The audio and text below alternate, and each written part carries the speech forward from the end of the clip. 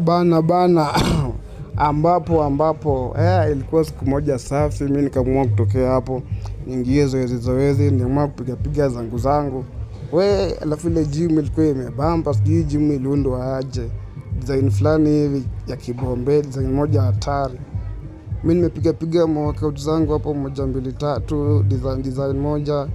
Usikia hadi sikuwa najua, lakini sasa nilikuwa najaribu 1 2 hadi sina mawe tunatumia, si zile light, si weight zenye zini light, azimecheki moja mbili tatu hapo, tukisonga kidesign tu pole pole, ilikuwa nauma chuma.